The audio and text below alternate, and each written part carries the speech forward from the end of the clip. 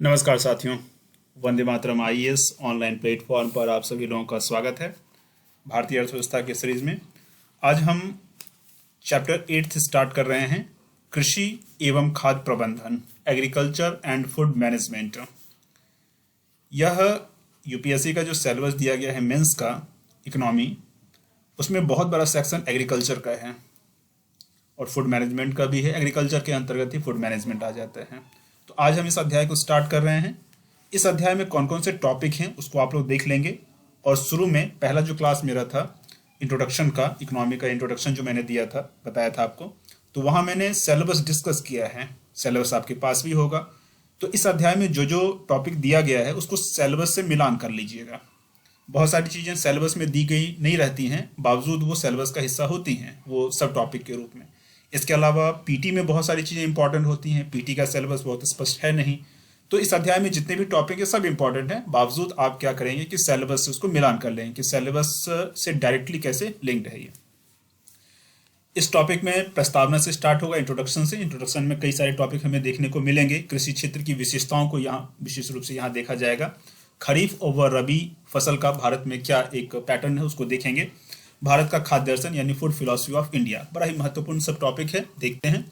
इस अध्याय में कौन कौन से टॉपिक हैं एक बार देख लेते हैं, नज़र में रहेगा तो पूरे टॉपिक को पढ़ने में आसानी आपको रहेगी, पूरे चैप्टर को करने में, क्योंकि बहुत ही बड़ा चैप्टर है, इसीलिए इसको धैर्य से करना है। प्रस्तावना, खरीफ और रबी और भारत का खाद्य दर्शन, ये तो आज ही कर लेंगे। इसके अलावा लैंड रिफॉर्म, भूमि सुधार, हरित क्रांति, सस्य प्रतिरूप, सस्य का मतलब होता है फसल, फसल प्रतिरूप, प्राकृतिक खेती, फसल विविधीकरण, पशुपालन, खाद्य प्रबंधन, बफर स्टॉक भंडारण, कृषि सब्सिडी, खाद्य सुरक्षा, पीडीएस व खाद्य सब्सिडी, कृषि बाजार, मॉडल संविदा कृषि अधिनियम, कृषि सुधारों की वापसी, यानी 3 कृषि कानून जो थे उसको गवर्नमेंट ने वापस ले लिया, तो फिर भी इसको देख लेंगे कि क्या था एग्जैक्टली।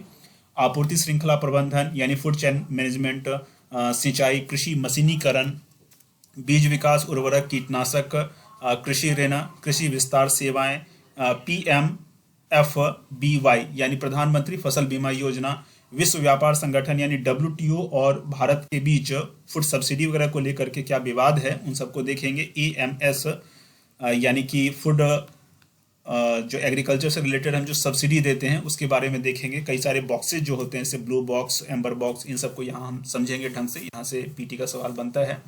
राष्ट्रीय खाद्य सुरक्षा अधिनियम, खाद्य प्रसंस्करण, प्रमुख नीतिगत पहलें, कृषि आय दोहरीकरण, किसानों को नगद सहयोग, महिला किसान, बड़ा ही महत्वपूर्ण ये टॉपिक है। कई बार कुछ टॉपिक ऐसे होते हैं जो एक विषय से रिलेटेड होते हैं, लेकिन उसको किसी अन्य विषय से भी रिलेट करके हमें पढ़ना होता है, समझना होता है। जैसे कि हम अगर इंडियन सोसाइटी या फिर सोशल जस्टिस पढ़ रहे हैं और यहाँ महिला किसान देख रहे हैं इकोनॉमी में, तो इकोनॉमी का ये टॉपिक सोशल जस्टिस और इंडियन सोसाइटी से भी रिलेट हो सकता है। ठीक है, सवाल भी कई बार ऐसे पूछे जाते हैं यूपीएससी मेंस में जो कि आपको पता नहीं चलेगा कि किस एक विषय से रिलेटेड है, वो कई सारे विषय एक साथ जुड़ के बने हुए हैं। जैसे भारतीय समाज में महिला किसानों की स्थिति को स्पष्ट करें, या भारतीय समाज में महिला किसानों की स्थिति लगातार बेहतर होती चली जा रही है। अब बताइए कि ये क्वेश्चन जो है ये किस विषय का हुआ, भारतीय समाज का है या फिर इकोनॉमी का है, दोनों का मिला हुआ है। ठीक है, तो ऐसे टॉपिक पर विशेष रूप से ध्यान रखना है। जलवायु स्मार्ट कृषि, जलवायु स्मार्ट कृषि भविष्य की ओर, तो इतने सारे टॉपिक को हमें इस पूरे चैप्टर में देखना है। चैप्टर 8 है, इसलिए बहुत बड़ा चैप्टर है, तो कई सारी वीडियो इसके बन जाएंगे, 10 या 10 से ज़्यादा भी बन सकते हैं। स्टार्ट करते हैं प्रस्तावना से, इंट्रोडक्शन से।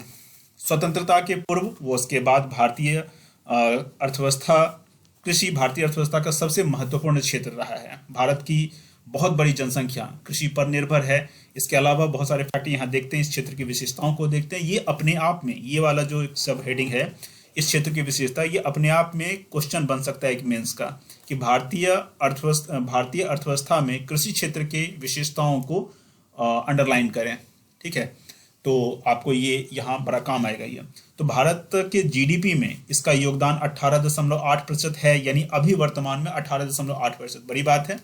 लेकिन अगर 50-51 में देखें तो ये लगभग 50%, क्योंकि कई बार ना फैक्ट आपको याद नहीं होंगे, तो इस तरह से भी समझ सकते हो कि 1950-51 में 50% से ज़्यादा, इस तरह से खेल आप खेलोगे। ठीक है, तो लगभग इस तरह से भी दिमाग में रखें कि 1950-51 में 55.4% थे, ये तो याद करना है। मान लो याद नहीं हुआ तो दिमाग में इस तरह से भी सेट कर लेंगे कि 1950-51 में भारत के जीडीपी में कृषि क्षेत्र का योगदान 50% से ज्यादा था। ठीक है, तब भी काम चल जाता है एग्जैक्ट फैक्ट ना देने पर भी।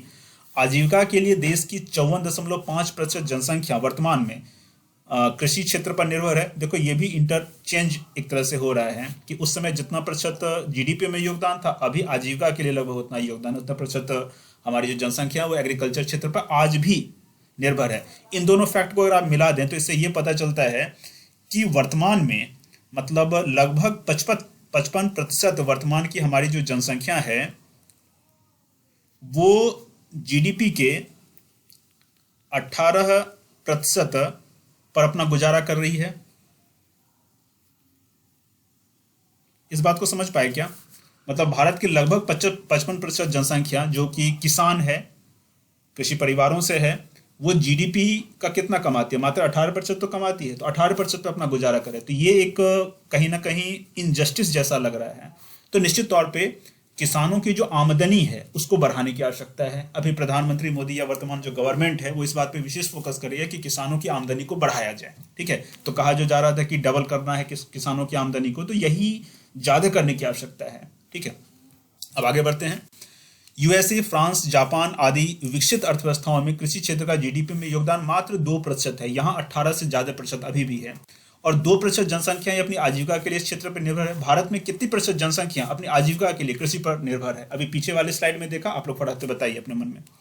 कृषि भारतीय अर्थव्यवस्था का सबसे मुक्त निजी क्षेत्र भी है। ठीक है, ये भी एक बहुत ही महत्वपूर्ण बात है कि हम निजीकरण की बात करते हैं लेकिन एग्रीकल्चर ऑलरेडी जो है एक प्राइवेट सेक्टर है। लेकिन एक बात है कि वर्तमान में कुछ इस तरह का चल रहा है एग्रीकल्चर क्षेत्र को लेकर के कि निजी क्षेत्र होने के बावजूद इसको कॉर्पोरेट घरानों के हाथ में देने की तैयारी चल रही है। इसका एक अलग तरह से प्राइवेटाइजेशन करने की बात चल रही है। ठीक है, वो धीरे धीरे प्रोसेस में हो रहा है। जैसे स्मार्ट कृषि और अन्य चीजों के माध्यम से एग्रीकल्चर एक बहुत ही महंगा एक सौदा बनने वाला है। तो ये भी इस बात पर भी हमें फोकस करना है कि निजीकरण की जो बात की जाती है, जैसे मान लो कि निजीकरण के लिए जो कहा जाता है कि एलपीजी, तो एलपीजी में जो निजीकरण की बात है, यहाँ प्राइवेटाइजेशन की जो बात है और यहाँ जो निजीकरण है, दोनों में अंतर है।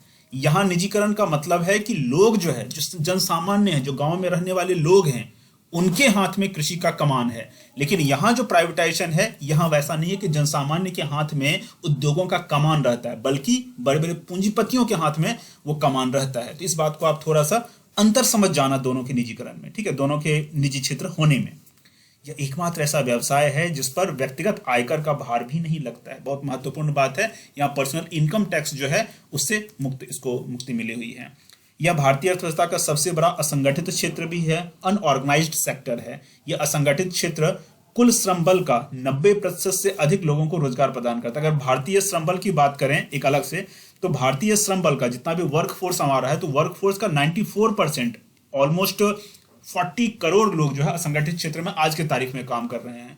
और इस 90% यानी 40 करोड़ का 90%, ठीक है, 9 चुके 36 यानी लगभग 36 करोड़ लोग जो है इस असंगठित क्षेत्र में यानी कृषि क्षेत्र में संलग्न है। ठीक है, भारत वैश्विक कृषिगत व्यापार में 2.2% की हिस्सेदारी रखता है। इसके प्रमुख निर्यातक बाजार कौन कौन है? यूएसए है, सऊदी अरब है, ईरान, नेपाल, बांग्लादेश। याद रखना है आपको। ठीक है, याद आपको रखना है एक एक फैक्ट को।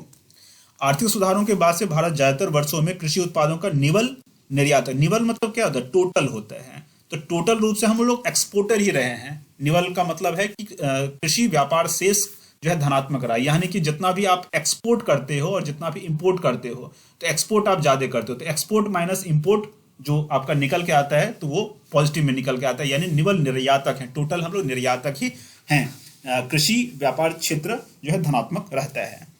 कृषि का भारत के औद्योगिक विकास व राष्ट्रीय आय से गहरा संबंध है, बहुत ही महत्वपूर्ण। कई लोग सोचेंगे कि यार प्राइमरी सेक्टर का जो है सेकेंडरी और टर्सरी सेक्टर से क्या लेना देना, खास करके सेकेंडरी सेक्टर जो औद्योगिक क्षेत्र है उससे क्या लेना देना। ऐसा नहीं है, डायरेक्ट रिलेशन है, क्योंकि रॉ मटेरियल एग्रीकल्चर सेक्टर ही प्रोवाइड करेगा। इसके अलावा राष्ट्रीय आय से भी इसका गहरा संबंध है। देखते हैं, यदि कृषि उत्पादन में 1% की वृद्धि होती है तो परिणाम स्वरूप औद्योगिक उत्पादन में 0.5% की वृद्धि हो जाएगी। राष्ट्रीय आय में 0.7% की वृद्धि हो जाएगी। बहुत ही महत्वपूर्ण, अपने बातों को अगर सटीकता से लिखना है, अपनी बातों को एकदम से जोर दे के लिखना है, तो आपको फैक्ट डालना ही पड़ेगा ताकि आपकी बात जो है वो ऑथेंटिक हो सके। ठीक है, इस तरह के फैक्ट आपको काम आएंगे, चीजों को याद करते चले जाना। 10वीं पंचवर्षीय योजना 2002 से 7 कृषि क्षेत्र को अर्थव्यवस्था का प्रमुख प्रेरक बल यानी प्राइम मूविंग फोर्स पीएमई के रूप में चुना गया। इसका मतलब क्या होता है? प्राइम मूविंग फोर्स का मतलब यह है कि सरकार जो है पंचवर्षीय योजनाओं के दौरान किसी एक क्षेत्र को फोकस करने के लिए चुनती थी। जैसे कि द्वितीय पंचवर्षीय योजना जो थी, आपको पता होगा कि उसमें औद्योगिक क्षेत्र को प्राइम मूविंग फोर्स के रूप में चुना गया था, यानी औद्योगिक क्षेत्र पे सरकार क्या करेगी? ज्यादा फोकस करेगी, की थी उस समय। ठीक है, फिर बाद में बात ये हुआ कि भाई तीव्र औद्योगिकरण जो है, भारी उद्योगों को पर फोकस करना ठीक है, कुछ ही समय तक हो सकता है, हमेशा के लिए नहीं हो सकता है, क्योंकि हमारे एग्रीकल्चर का हमारे जो इकोनॉमी का जो स्ट्रक्चर है, ठीक है, वो थोड़ा अलग है। तो अभी जो है सरकार इस पर फोकस कर रही है।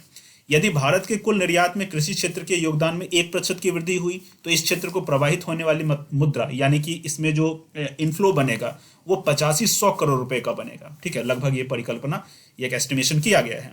देश का 66.1% कृषि क्षेत्र अभी सिंचाई के लिए मानसून की अनिश्चितताओं पर निर्भर है।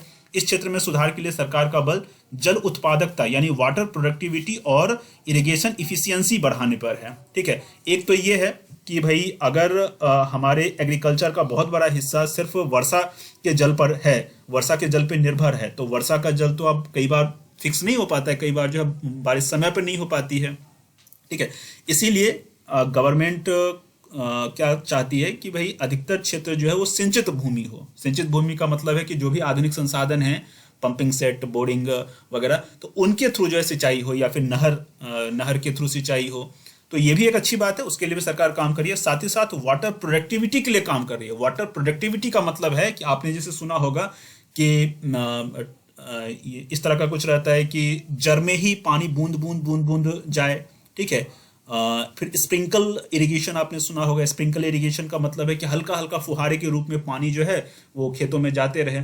उससे क्या होता है? उससे ये होता है कि पानी, खास करके जो रेतीली भूमि है, ठीक है, तो उसमें क्या होता है कि जैसे हरियाणा के कुछ क्षेत्र, महेंद्रगढ़ जैसा इलाका, उसके अलावा जो राजस्थान का कुछ इलाका या और भी बहुत सारे इलाके हो सकते हैं, वहाँ पानी अगर आपने दिया पौधों को तो वो सीधे नीचे चला जाएगा। जबकि अगर हमें किसी फसल के लिए पानी चाहिए तो उसके सिर्फ जड़ तक चला जाए तो ठीक है, बहुत नीचे जाने की आवश्यकता है नहीं।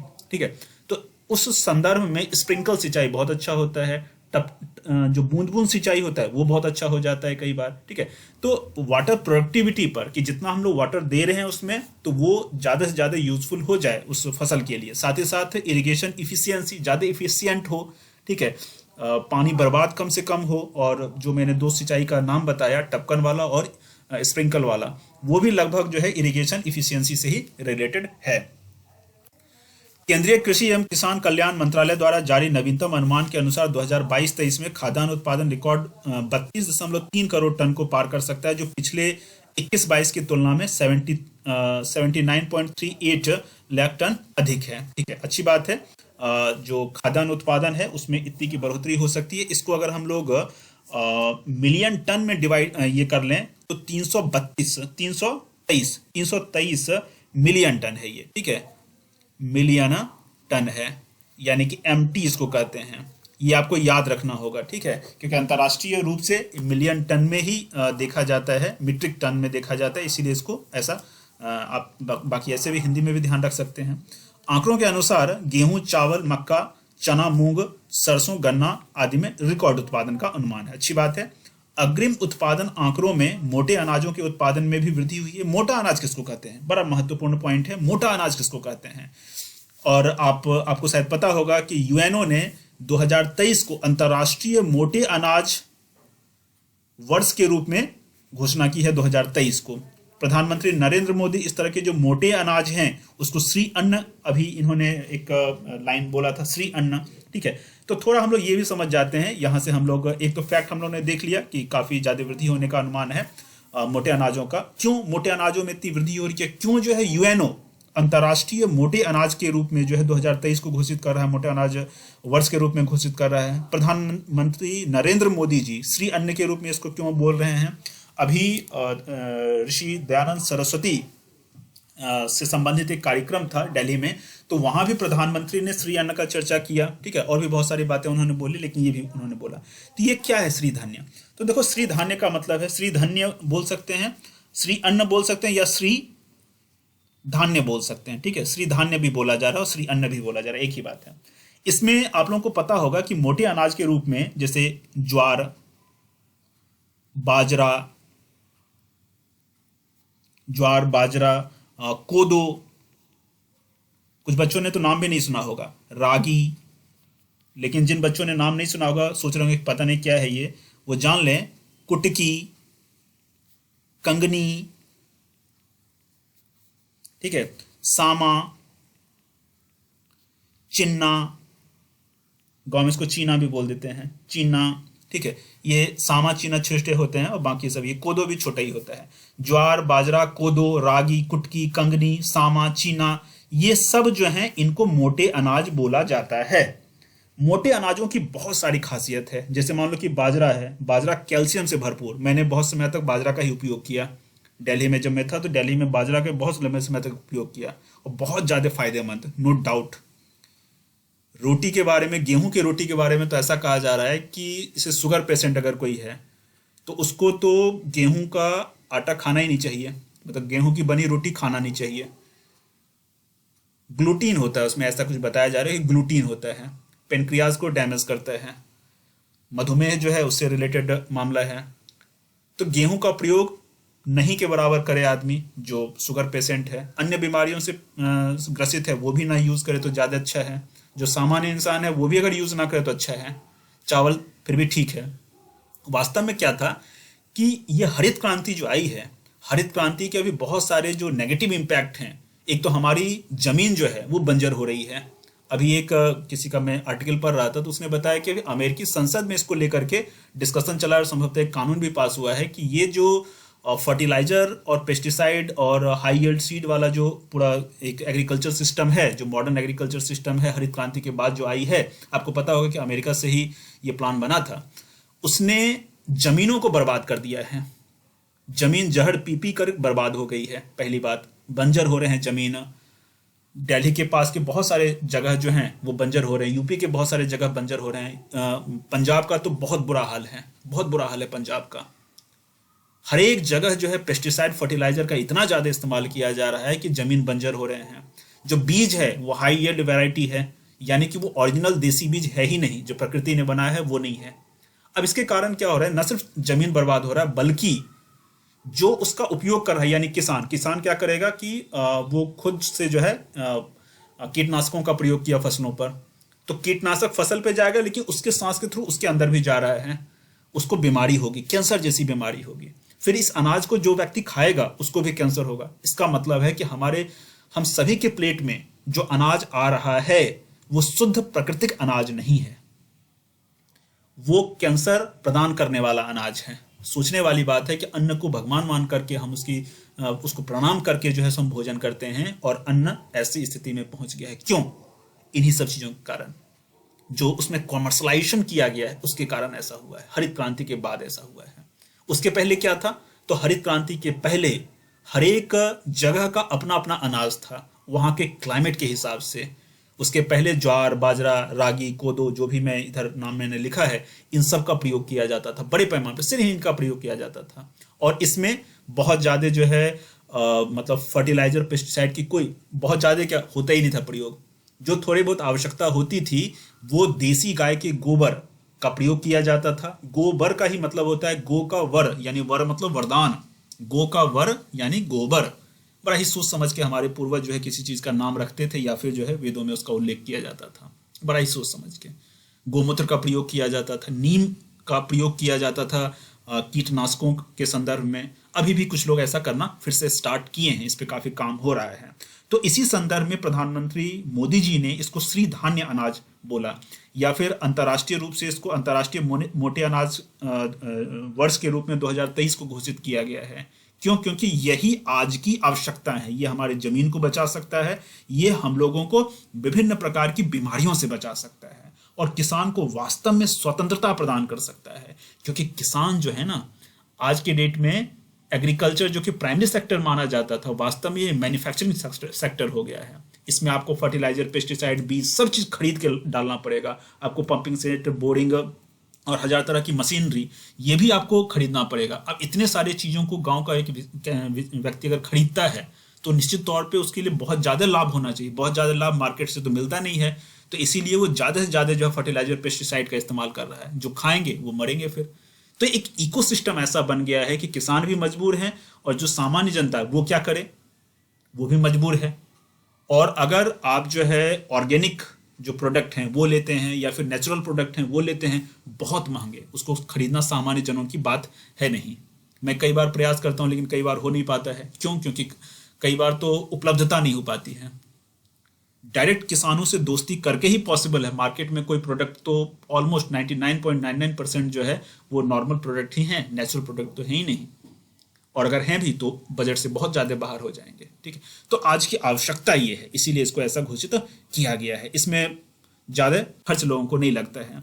कुछ चीज़ों को यहाँ मैं बता देता हूँ। ये देखिए कुछ मोटे अनाज का यहाँ चित्र दिया गया, जैसे ये बाजरा वगैरह है। ये संभवतः जो है ये है, क्या है ये मुझे लगता है कि शायद चीना है ये। इसी तरह से सभी अनाज हैं, मोटे मोटे अनाज हैं। ये इन व्यक्ति का मैं परिचय करवाता हूँ। इनका नाम है डॉक्टर खादर वली। डॉक्टर खादर तो लिखा हुआ, वली यहाँ होगा, डॉक्टर खादर वली। इनको अभी जो है पद्मश्री भी मिला है और मिलेट मैन ऑफ इंडिया के रूप में ये जाने जाते हैं, इनको कहा जाता है। ये शायद बाय प्रोफेशन डॉक्टर थे। इनका एक इंटरव्यू में सुन रहा था तो इन्होंने कहा था कि एज अ डॉक्टर ये कुछ बीमारियों का जो इलाज कर रहे थे, तो इन्होंने इस चीज़ को फाइंड आउट किया या इस चीज़ को समझा इन्होंने कि वास्तव में दवाओं से इलाज हो नहीं सकता है। स्वास्थ्य का सबसे जो प्रमुख चीज़ है वो है भोजन। भोजन में जब तक बदलाव नहीं होगा व्यक्ति स्वस्थ नहीं हो सकता है। इस संदर्भ में इन्होंने जो है भोजन पर रिसर्च करना स्टार्ट किया और ये बात समझा कि जो हमारे पुराने लोग जिन अनाजों का प्रयोग करते थे उन्हीं अनाजों का हमें प्रयोग करना पड़ेगा। फिर बेंगलुरु में संभवतः इन्होंने अपना काम स्टार्ट किया था, दक्षिण भारत से ही। अमेरिका में बहुत दिनों तक एज ए डॉक्टर इन्होंने प्रैक्टिस किया। उसके बाद उनको लगा कि नहीं, फिर बैक टू द होम होना चाहिए और वहाँ जो है चीज़ों को सही तरीके से करना चाहिए, खेतों से जुड़ना चाहिए। इन्होंने बाजरे का उत्पादन करना खुद से स्टार्ट किया 5 एकड़ ज़मीन पर, और फिर जो भी इनके पेशेंट थे उन पर प्रयोग करना स्टार्ट किया। लोगों का भोजन बदला, लोगों का स्वास्थ्य बदला, लोग जो है स्वस्थ होने लगे, बीमारियां खत्म होने लगी।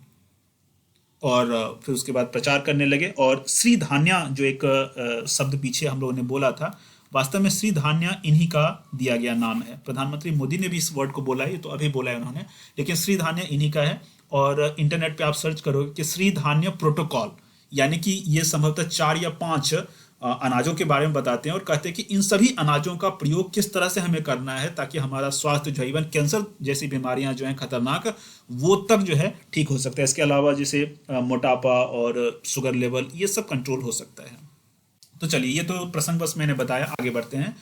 कोविड-19 संकट के दौरान भी कृषि वृद्धि मजबूत स्थिति में रही। बहुत महत्वपूर्ण बात है, क्योंकि लोग देखो अपने अपने घरों में अपने अपने रोजगार को छोड़ के चले गए, लेकिन भोजन तो सबको करना ही है। तो इसीलिए ये एक ऐसा सस्टेनेबल एक एरिया है जिसमें हमेशा हम जो है एक पूरी तरह से विश्वास कर सकते हैं। जैसे कुछ फैक्ट की बात करें तो 2020-21 में, 2021-22 में इसकी वृद्धि दर क्रमशः देख सकते हो कितना है। साख बाजार सुधार, खाद्य प्रसंस्करण, दुग्ध क्षेत्र, पशुपालन, मत्स्य क्षेत्र, कृषि बीमा, कृषि आय सहायता आदि पहलुओं पर सरकार द्वारा विशेष बल दिया गया। उसका भी फायदा ये है कि इस क्षेत्र पे सकारात्मक प्रभाव पड़ा है। सभी वर्ड को तो समझ सकते हैं। साख मतलब क्रेडिट होता है, खाद्य प्रसंस्करण यानी फूड प्रोसेसिंग वाला एरिया। फूड प्रोसेसिंग का क्या मतलब होता है?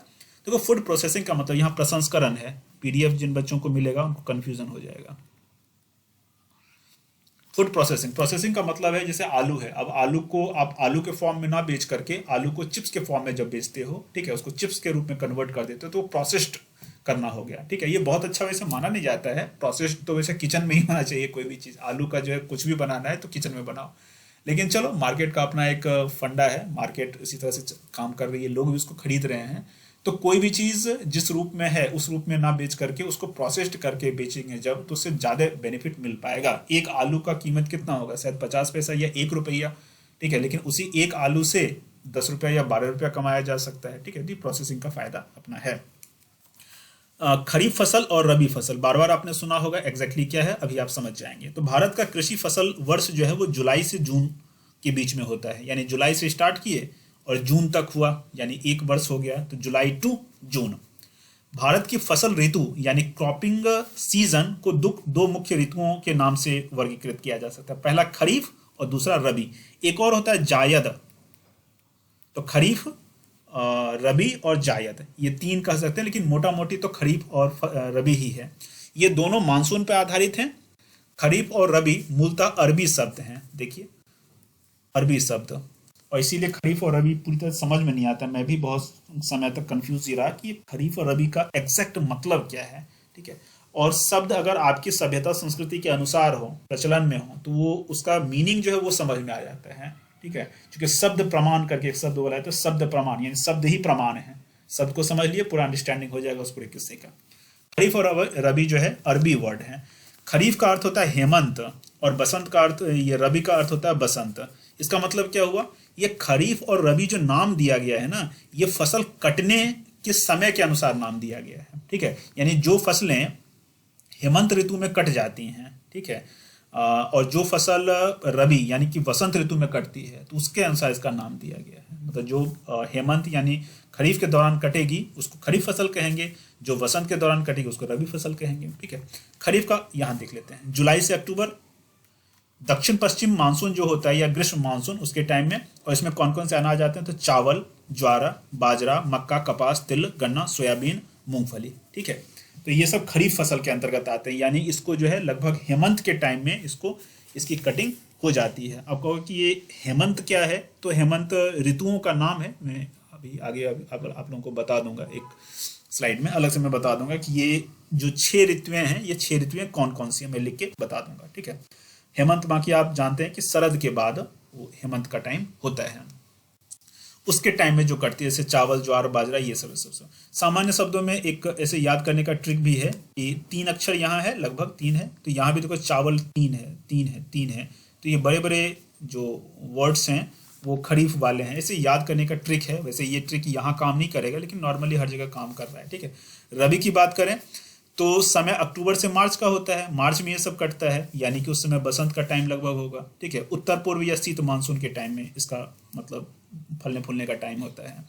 इसके अंतर्गत गेहूं, जौ, चना, मटर, सरसों ये प्रमुख होता है। इसमें भी याद करने का ये तरीका रख सकते हो कि 2 डिजिट ये का है ये, तो यहाँ भी आप देखो 2 वाला है, हाँ 2 अक्षर वाला है। अक्षर एग्जैक्टली तो नहीं हो पाएगा, लेकिन फिर भी 2 अक्षर वाला लगभग। यहाँ छोटे छोटे वाले जो हैं वो रबी के अंतर्गत, और बड़े बड़े वाले जो हैं वो खरीफ के अंतर्गत। ये याद करने के लिए है, लेकिन जब एक बार याद हो जाए तो दिमाग में फिर सेट कर लो कि कौन सा फसल कब कटता है। जैसे गांव के अगर आप हों तो आपको पता होगा कि गेहूं कब कटता है, तो लगभग वो ठंड वंड खत्म हो जाती है, उसके बाद गेहूं कटता है, उसका प्रोसेसिंग फिर आगे का होता है। चलो ऋतुओं के बारे में देख लेते हैं। देखो भारत एक ऐसा देश है, भारत को हम कह सकते हैं कि भूगोल का, पूरी दुनिया का जो भूगोल है, ठीक है, यानी पृथ्वी जो है उसका गौरव है, पुण्य भूमि है भारत। भारत से ही सभ्यताएं उत्पन्न हुई और पूरी दुनिया में फैली। पूरी दुनिया से सभ्यता खत्म होकर के अभी मात्र भारत में, पूरी तरह से तो नहीं, लेकिन फिर भी कुछ हद तक अगर धर्म या फिर संस्कृति बची है तो भारत में ही। अन्य देशों में तो कुछ कुछ उसका उल्टा पुल्टा रूप है। प्रकृति ने भारत को बहुत कुछ दिया, इसीलिए इसको कहते हैं प्रकृति का पुष्प पुण्य लीला स्थल कह सकते हैं। प्रकृति का पुण्य लीला स्थल कह सकते हैं, पुण्य भूमि कुछ लोग कहते हैं। मोटे तौर पे तो आप जानते हैं कि 3 ऋतुएं होती हैं, यानी शरद, ग्रीष्म और वर्षा। ये मोटे तौर पे 3 ऋतुएं होती हैं, लेकिन वास्तव में आप ये समझो कि वास्तव में 6 ऋतुएं हैं। षड ऋतु उसको कहा जाता है। तो वास्तव में भारत में जो है कितने ऋतुएं हैं, 6 ऋतुएं हैं। कौन कौन 6 ऋतुएं हैं? एक तो वसंत, इसका टाइम आप हिंदी के अनुसार अगर देखो तो ये फरवरी मार्च का टाइम, ये जो अभी हम जिस समय में जी रहे हैं ये वसंत का टाइम है, ठीक है। हिंदी महीने के अनुसार देखेंगे तो ये चैत बैसाख का टाइम हो जाएगा। वसंत के बाद ग्रीष्म फिर आने वाला भी है। इसको अगर देखें तो ये 15 मार्च के बाद लगभग, ठीक है, 15 मार्च के बाद ये 15 जून तक का जो टाइम होगा वो ये हो जाएगा, ठीक है। उसके बाद कौन सा होगा? उसके बाद वर्षा ऋतु का समय आ जाएगा, वर्षा। और इसका वर्षा का जो टाइम है वो 15 जून के बाद से होगा, 15 जून से 15 सितंबर तक। वर्षा के बाद आपका होगा शरद, उसके बाद होगा हेमंत, और उसके बाद होगा शिशिर। ये जो शीत ऋतु है ना, ये वास्तव में यही वाला है, हेमंत और शिशिर। हेमंत में एक तरह से हम कह सकते हैं कि हल्की गुलाबी ठंड होती है उस समय हेमंत में। लगभग इसका टाइम जो है हम कह सकते हैं हेमंत का जो है वो दिसंबर के आसपास का, दिसंबर से थोड़ा सा जनवरी का भी टाइम, ठीक है, 15 जनवरी कह सकते हैं। शिशिर उसके बाद का, यानी जनवरी और फरवरी का भी टाइम कह सकते हैं, जनवरी और थोड़ा सा फरवरी का टाइम, ये वाला शिशिर हो जाएगा। और शरद इसके पहले का, यानी शरद का जो टाइम है वो अक्टूबर नवंबर का, ठीक है। तो ये 6 ऋतुएं हैं, इसको याद कर लेना क्योंकि कई बार इन टर्म्स का प्रयोग होता है लेकिन हम कंफ्यूज हो जाते हैं, ठीक है। चलिए आगे बढ़ते हैं। अब हमारा दूसरा टॉपिक है भारत का खाद्य दर्शन। अभी तक हम लोग क्या कर रहे थे, इंट्रोडक्शन को देख रहे थे। इंट्रोडक्शन में हम लोगों ने भारतीय एग्रीकल्चर का जो कुछ विशेषता है उस पर बात किया, विस्तार से बात किया। भारत का खाद्य दर्शन, ये food philosophy of India. Food philosophy को समझते हैं एग्जैक्टली क्या है। 3 चरण में बांटा गया है, प्रथम चरण, द्वितीय चरण, तृतीय चरण। प्रथम चरण जो है ये खाद्यान्न तक पहुंच, यानी प्रथम चरण में जो चुनौती थी, ये जो है ना, ये चुनौती है। प्रथम चरण में जो चुनौती थी भारत के सामने वो खाद्यान्न तक भौतिक पहुंच की। भौतिक पहुंच का मतलब ये है कि हमारे पास फिजिकल एक्सेस ही नहीं था, यानी हमारे पास अनाज ही नहीं था, ठीक है। इसमें एक और बात बता देता हूँ डियर स्टूडेंट्स, हम लोग ये यूपीएससी के हिसाब से पढ़ रहे हैं, इसमें बहुत सारी चीज़ें जो है ना वो सिलेबस के अकॉर्डिंग होने के कारण बहुत सारी चीज़ें मिलावटी भी हो सकती हैं, ठीक है। क्योंकि अगर हरित क्रांति लाना है तो हरित क्रांति लाने का जो लॉजिक है वो बताना पड़ेगा। तो किताबों में कई सारी बातें जो है ना वो जो सिस्टम है उस सिस्टम के अकॉर्डिंग लिखी गई है, ठीक है। मेरा मानना है कि अगर हमारी सभ्यता लाखों सालों की है तो लाखों सालों में तो कभी हरित क्रांति लाने की जरूरत नहीं हुई, कभी फर्टिलाइजर लाने की जरूरत नहीं हुई, कभी पेस्टिसाइड लाने की जरूरत नहीं हुई, कभी हमें अपने बीज को जो है मतलब एक आधुनिक प्रयोगशाला में बना हुआ बीज लाने की आवश्यकता नहीं हुई, कभी हमें दूधों के लिए जो जर्सी हैं उसको पालने की जरूरत नहीं हुई, ठीक है। तो चाहे वो दुग्ध क्रांति हो यानी श्वेत क्रांति हो, चाहे वो हरित क्रांति हो, इन दोनों के पक्ष में बहुत सारी बातें लिखी जाती हैं। लेकिन हाँ, उसका जो वास्तविकता है वो कई बार जो है वो अखबारों में और बाकी सब जगहों में आता है, करंट अफेयर्स में उसके बारे में देखते भी हैं।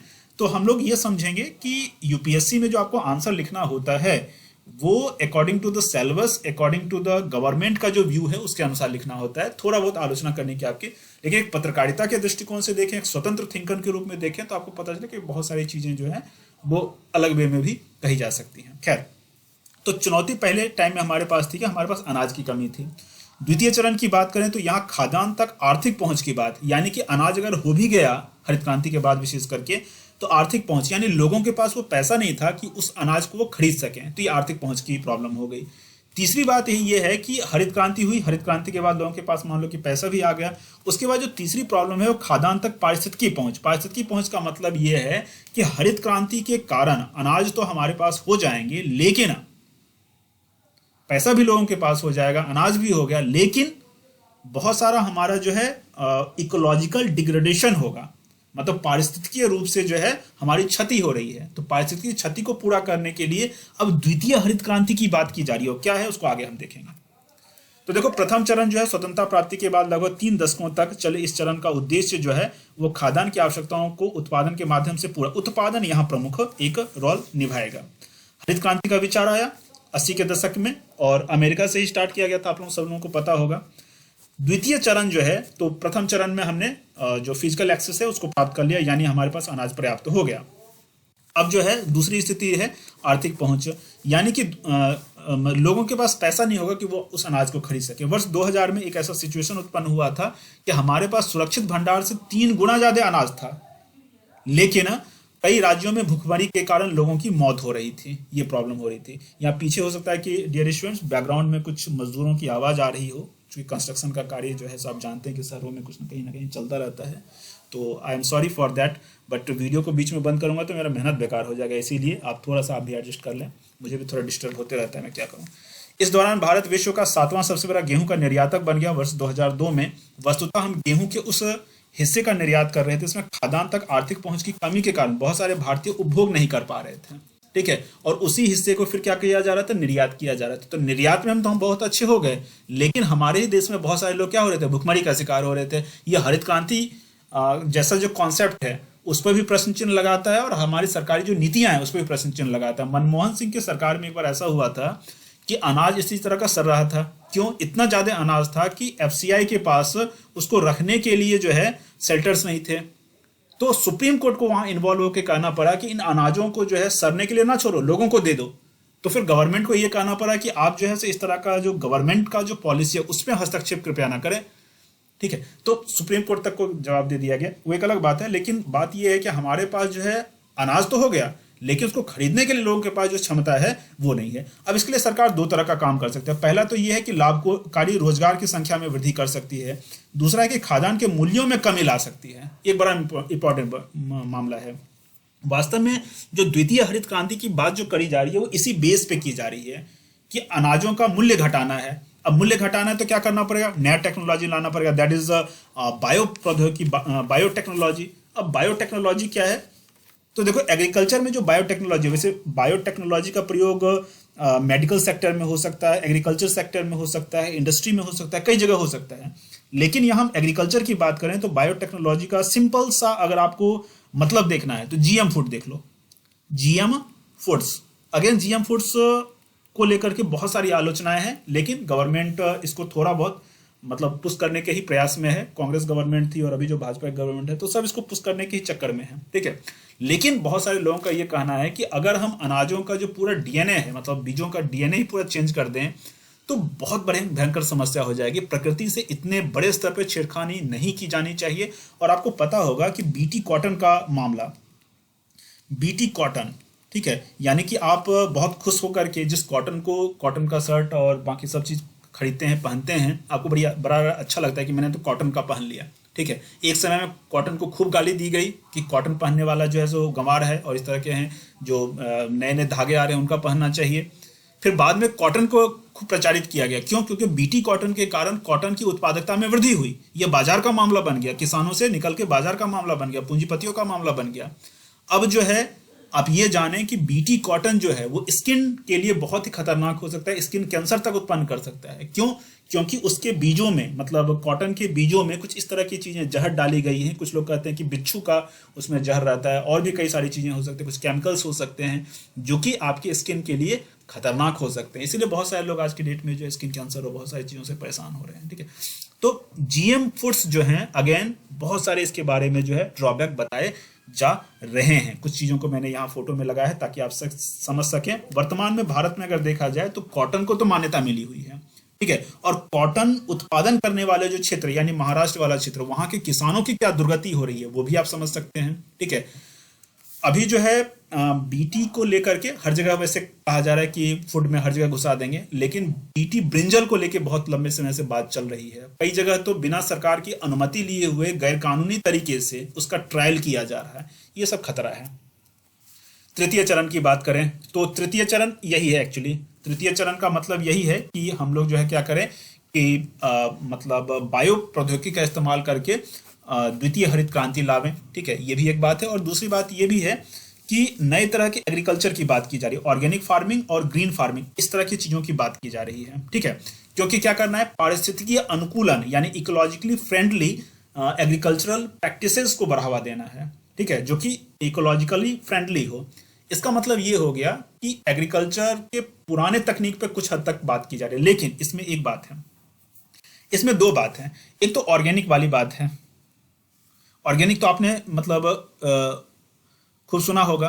तो एक तो ऑर्गेनिक की बात की जा रही है, एक नेचुरल की बात की जा रही है। दो तरह के farming, organic farming, natural farming, दोनों में अंतर क्या है? देखो ऑर्गेनिक फार्मिंग जो है इसमें दोनों, पहली बात तो यह है कि केमिकल फ्री दोनों होंगे, लेकिन ऑर्गेनिक फार्मिंग में जैव उर्वरकों का प्रयोग किया जा सकता है, मार्केट से खरीदेंगे। इसमें भी तरह तरह के जो है प्रोडक्ट होंगे जिसको आप मार्केट से खरीदेंगे। नेचुरल के बारे में यह कहा जा रहा है कि नेचुरल को आपको मार्केट से कुछ भी चीज खरीदने की आवश्यकता नहीं है। नेचुरली जैसे जो प्रोडक्शन होता था, ठीक है, वैसा हो जाएगा प्रोडक्शन। लेकिन कई जगह जो है दोनों मिला जुला मामला है। कई जगह जो है मार्केट से चीजों को लोग नहीं खरीदते हैं, अपनी ही, जैसे गाय है, गौ, तो गौ का जो गौमूत्र है या गोबर है इसका प्रयोग करते हैं।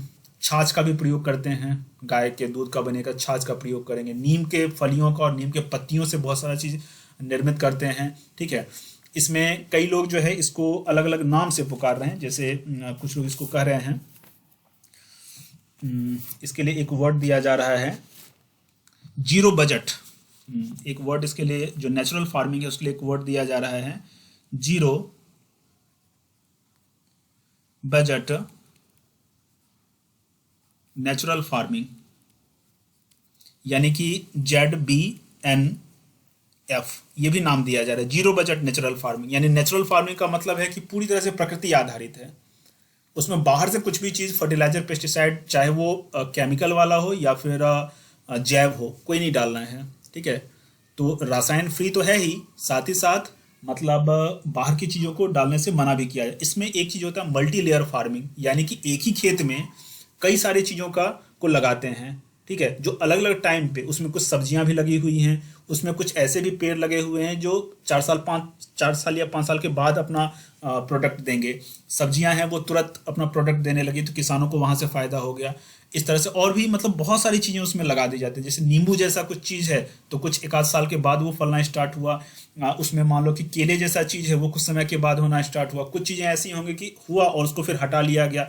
तो एक ही फार्म के अंतर्गत कई सारे फसल लगाए जाते हैं, ठीक है, और उसमें टिलिंग नहीं की जाती, यानी जुताई नहीं की जाती है। और बिना खेत को जोते हुए, खेत को जोतेंगे तो उसमें श्रम की आवश्यकता होगी और साथ ही साथ खेत जो है वो क्या होगा, वो थोड़ा सूखेगा, उसमें अलग से फिर आपको पानी डालने की आवश्यकता होगी। तो खेत की जो नमी है, जमीन की जो नमी है वो ना खत्म हो जाए, इसके कारण उसमें जुताई भी नहीं होती है। कई सारे नेचुरल फार्मिंग इस तरह के भी हो सकते हैं। एक है काउ बेस्ड फार्मिंग, यानी गाय आधारित खेती। एक है सुभाष पालेकर जी का फॉर्मूला, सुभाष पालेकर अगेन बड़े ही फेमस एक व्यक्ति हुए हैं। तो इस तरह से नेचुरल फार्मिंग को लेकर के कई सारे तरीके हैं, उन सब का प्रयोग किया जा रहा है। अगेन जो ऑर्गेनिक फार्मिंग है इसमें भी कई सारे प्रयोग चल रहे हैं। तो गवर्नमेंट अभी ऑर्गेनिक फार्मिंग पर बात कर रही है, लेकिन हमारा ये प्रयास होना चाहिए कि चाहे वो नेचुरल नाम आप दे दें, चाहे ऑर्गेनिक नाम दे दें। मेरा जो पर्सनली एक मत है, जो मैं एग्रीकल्चर के बारे में मैं काफ़ी ज़्यादा सोचता हूँ, बहुत सारे किसानों से मैं मिला भी हूँ जो नए तरीके से खेती करना चाह रहे हैं, हरियाणा में, मध्य प्रदेश में, गुजरात में, राजस्थान वगैरह में भी। तो मैं ये समझता हूँ कि किसानों को स्वतंत्रता मिलनी चाहिए। स्वतंत्रता का मतलब होता है स्व, यानी अपना तंत्र, अपनी व्यवस्था। किसानों की पहले की अपनी व्यवस्था थी, उनका अपना बैल होता था, वो बैल जा करके हल जोतता था। उससे क्या होता था कि किसान अगर गाय पाल रहा है, गौपालन कर रहा है, तो गौपालन के जो मतलब बेनिफिट्स हैं, टोटल बेनिफिट, सिर्फ दूध ही नहीं, उसका जो बच्चा होगा बैल के रूप में, वो जो है खेतों में काम आ जाएगा। तो ट्रैक्टर का उपयोग नहीं करना पड़ा, उसमें जो तेल लग रहा है उसका उपयोग नहीं करना पड़ा, इन्वायरमेंट खराब नहीं हुआ तेल का उपयोग करने से। खेत जो है ट्रैक्टर के चलने से बहुत ज़्यादा दब जाती है, वो दबेगी नहीं खेत, ठीक है। इस तरह के फायदे उसके बैल से खेती करने पे हो सकते हैं। फिर बैल की अपनी ऊर्जा एक होती है, ठीक है, बैल की भी अपनी एक ऊर्जा होती है जो कि उस खेत में कहीं ना कहीं जो है उसकी जुताई के कारण उत्पन्न होती है। किसानों का भी उस खेत के साथ, उस फसल के साथ, अपने जो है बैल के साथ एक आत्मीय लगाव बनता है, ठीक है। वही वास्तव में हमें एक मनुष्य बनाता है। अभी जो है यूरोपीय कंट्रीज में एक कॉन्सेप्ट चल रहा है कि काउ हगिंग, तो गाय को जो है हग करना, यानी कि उसको गले लगाना। और गाय को हग करने के लिए, यानी कि गले लगाने के लिए फीस रखा जाता है प्रॉपरली। तो मानव आज के कंप्यूटर युग में एक तरह से हम कह सकते हैं कि ये एक रोबोट खुद बनता चला जा रहा है। मानव रोबोट को बना रहा है और खुद रोबोट बनता भी जा रहा है। भावनाओं को महत्व देना होगा। भावनाएं सिर्फ मनुष्य के बीच इंटरेक्शन होगा तो नहीं होगा। मनुष्य का प्रकृति के साथ, मनुष्य का गायों के साथ, मनुष्य का जो है अन्य जीवों के साथ, सबके साथ इंटरेक्शन होना चाहिए। मतलब वैसे चीज़ों के साथ जो मतलब ह्यूमन फ्रेंडली हैं, ठीक है। बहुत सारे तो ह्यूमन फ्रेंडली नहीं है, तो उनके साथ दोस्ती होना जरूरी नहीं है, लेकिन जो ह्यूमन फ्रेंडली हैं, मनुष्य के मतलब हेल्प के लिए ही प्रकृति ने उसको, परमेश्वर ने उसको बनाया है, तो उसके साथ बहुत अच्छा इंटरेक्शन होना चाहिए, ठीक है। साथ ही साथ गांव, प्रकृति, इन सब के साथ इंटरेक्शन होना चाहिए, तभी हो पाएगा, ठीक है। तो एक तो बैल से खेती हो, दूसरी बात है कि उसका अपना जो प्रोडक्ट है उसी से हो जाए, उसका अपना एक मार्केट हो, उसका अपना एक ग्रुप हो, ठीक है। ये सब जब हम फिर से पुरानी व्यवस्था की तरफ लौटेंगे, तभी वास्तव में एग्रीकल्चर जो है वो सस्टेनेबल हो पाएगा और किसानों के लिए लाभकारी हो पाएगा, उसको संतुष्टि भी प्रदान कर पाएगा। अभी जानता है किसान कि मेरे प्रोडक्ट को खाने के कारण बहुत सारे लोग कैंसर पीड़ित हो जाएंगे, लेकिन मजबूरी में, मतलब कहते हैं ना कि हृदय पे पत्थर रख करके वो बहुत ज्यादा फर्टिलाइजर डालता है, खुद भी बीमार पड़ता है, लोगों को भी बीमार करता है, और धरती माता भी बर्बाद होती है। ठीक है, तो हमें इस तरफ भी सोचना चाहिए। अतः भारत के सामने इस चरण में खाद्यान्न तक पहुंच व आर्थिक पहुंच की चुनौती के साथ साथ बहुमूल्य पारिस्थितिकी व जैव विविधता का किसी भी कीमत पर नुकसान न हो, इसकी भी चुनौती है। तो पारिस्थितिकी अनुकूल खेती की जाए। आज का क्लास हमारा यहीं खत्म होता है। उम्मीद करता हूँ जितने भी टॉपिक पे बात किया अच्छे से समझ में आया होगा। Vande Mataram IAS Telegram channel जरूर ज्वाइन कर लें। व्हाट्सएप ग्रुप एक है, इकोनॉमिक क्लास सपोर्ट, इसको आप ज्वाइन कर लें। इसमें आपको PDF जो आगे भी इसमें जो अपडेटेड PDF होगा और अभी का जो PDF है वो सब, साथ ही साथ आपको कभी भी मैसेज के थ्रू और फ़ोन के थ्रू आप संपर्क कर सकते हैं किसी भी डाउट के लिए। अलग से डाउट क्लियर सेशन भी इन स्टूडेंट्स के लिए लगाया जा सकता है। इसमें अगर आपको जुड़ना है तो इस नंबर पे अपने नाम और अपने थोड़े डिटेल के साथ मैसेज करेंगे, इसमें जुड़ने का रिक्वेस्ट करेंगे, इतना पे करके आप इसमें जुड़ सकते हैं। एक दूसरा प्रोग्राम हमारा है लिखना सीखो। देखो, UPSC का एग्जाम इज ऑल अबाउट लिखना।